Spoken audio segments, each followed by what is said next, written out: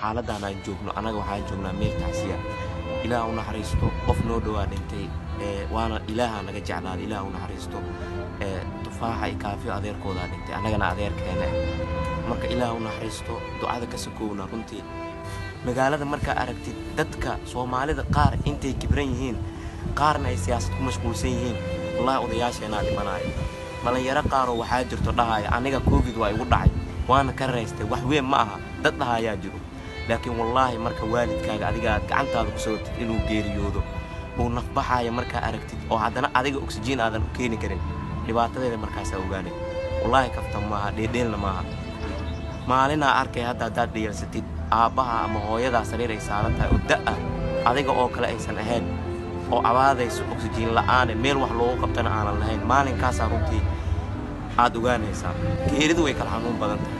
maanta waxa laga yaabaa hadii qof dhintay Facebook aan ku aragtid inaadan dareemin laakiin maalinka aabaha oo nafbaxaya aragtid ama hooyada haddana gacantaada marka adiga ku sababtid haddana adigoonan ogeyn runtii xaaladeeda way adag tahay wadankan anaga dhalinyaro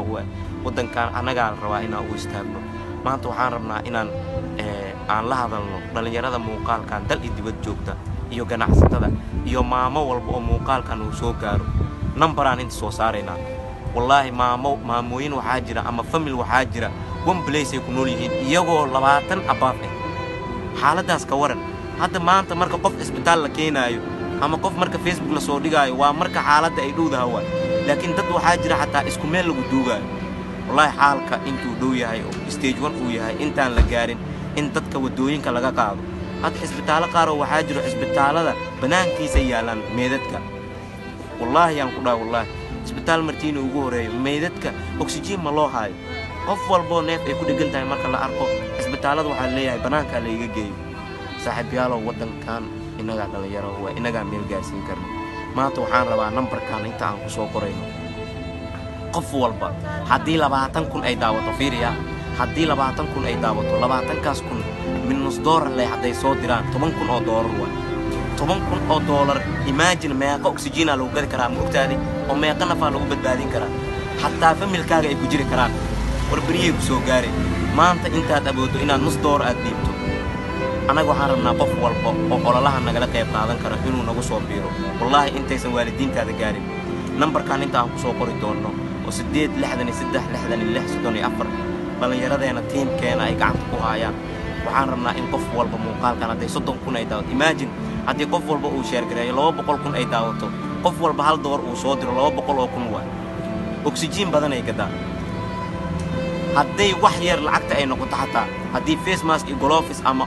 ololo loogu sameeyo dadka kaamamka degan oo kumanaanka oo isku dhex jira hadii wax loogu sheego runtii badbaadada way dhawaanay ka gacmaha lagu dhaqaayo iyo saabuunta isticmaali lahaayeen kaamam waxaa jira xataa aanan haysan biyihii ay gacmaha ku dhaqan lahaayeen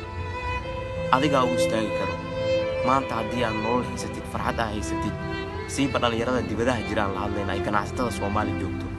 qof walba uu istaagi kara uu istaago anaga la qayb qaato wallahi intaysan xaaladda adkaan haddaan dhownahay insha Allah muuqaalkan si share gareey dadka gaarsii adigaan daawanayana maanta $1 ma weynaysid habba ugu yaraato war 25 sent waxay goysaa laba qof haday isku darto oo qof oxygen loogu gado meel lagu gaarsiiyo runtii waalidiinteena way dhimanayaan walaalaheena dhimanayo ilmaheena dhimanayo intaysan meedadka soo gaarin in laamiyada lagu aqmaro haddaan dhownahay haddaan u istaagno insha Allah qof walba oo dhintana Ilaaha u raxmado Ilaaha u naxariisto insha Allah inta hadda dhimanna inta gaari karna aan ka gaarno qof walba oo Ilaahay uu jeclaadana aan u duceeyo aad iyo aad u mahadsantahay